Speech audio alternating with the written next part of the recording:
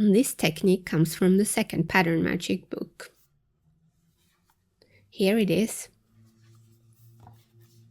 Basically, you can add these sprouting shapes to your designs by adding volume with the slash and spread method.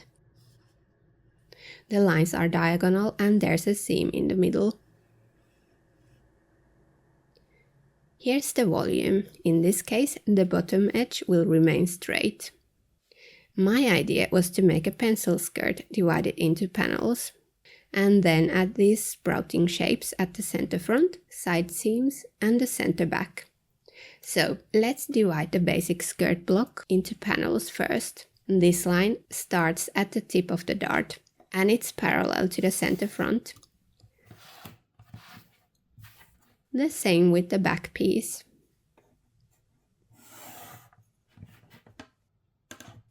Remove angles.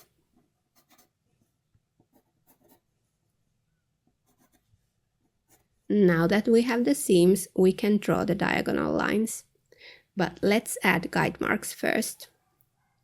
Start at the hem. I'm adding mine 6 centimeters apart.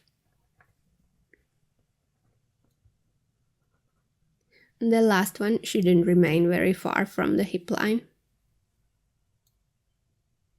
Decide how slanted you want the lines and add more guide marks. I will copy these.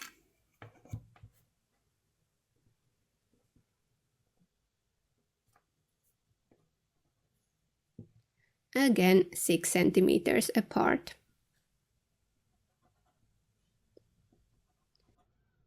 The last one will go here.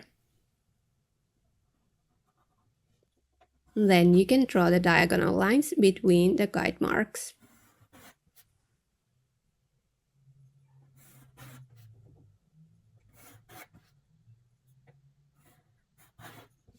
Here we need one more.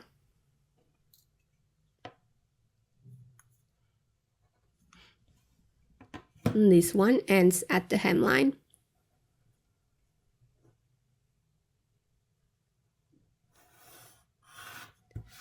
I got a total of 6 lines. Then we'll do the opposite side in the same way, matching the lines. Add guide marks to the side seam.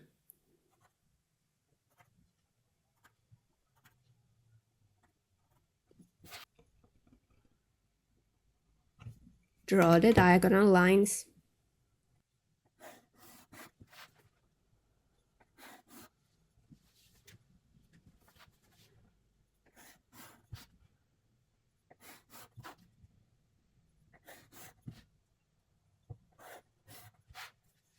Now we have the 2 front panels.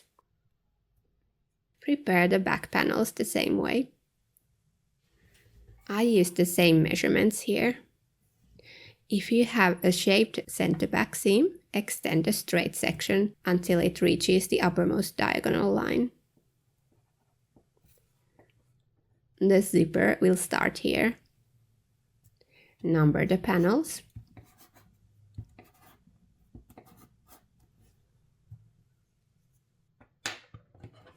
Separate them. Before cutting the waist, let's check the lengths. Match the notches and walk the pieces.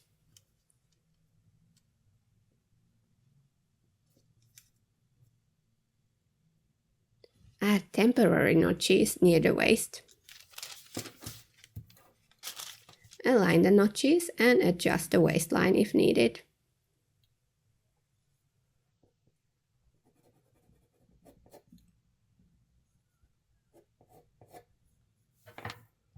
Do the same with the back panels.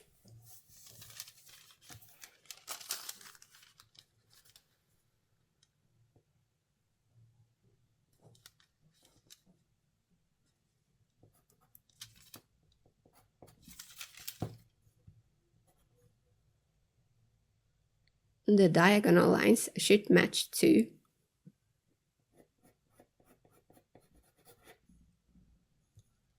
A right angle at the center back.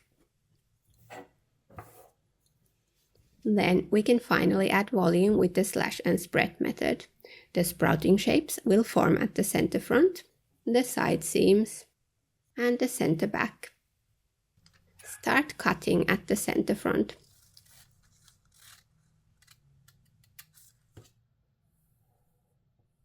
Add another piece of paper underneath to fill the gap. Decide how much volume to add.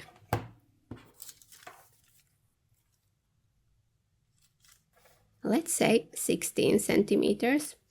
Whatever volume you add will be folded in half, so I'd end up with 8 centimeters. You also need to consider that the more volume you add, the quicker the piece will end up overlapping. Also, the amount of lines will influence this. I think I'll go with 12 centimeters.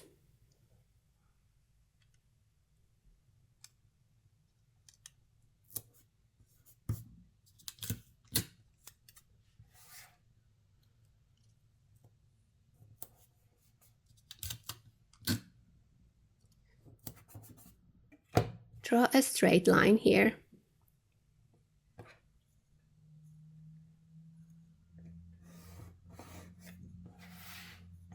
Cut.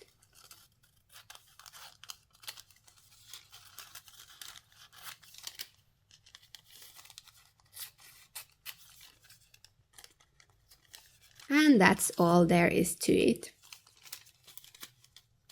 This will end up folded in half and upward.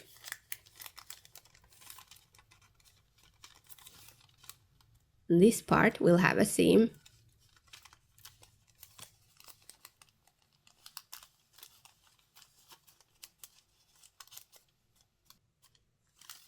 If you want to create a different shape, you can add a pointed tip here in the middle.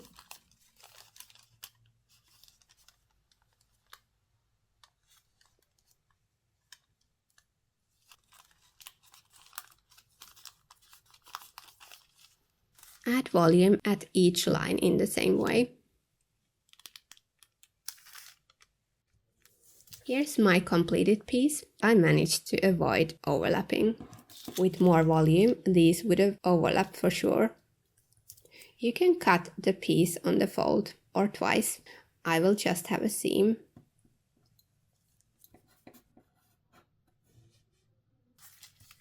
Prepare the rest of the pieces in the same way. Here, start cutting at the center back. For the remaining two pieces, start cutting at the side seam. These two pieces will be sewn together, so ensure they will match. So, what if the pieces overlap? You just need to divide it into 2 or 3 sections. The seams will go along the upper edge of the volume you added. This way, they will remain more hidden. You can divide the piece somewhere in the middle. For example, here. Add a notch before separating the sections.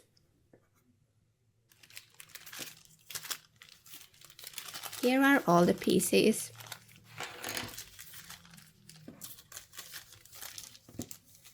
They will all be cut twice.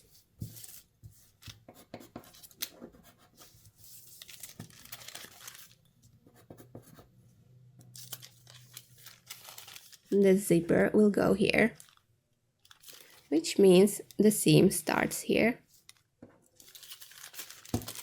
This is the new side seam.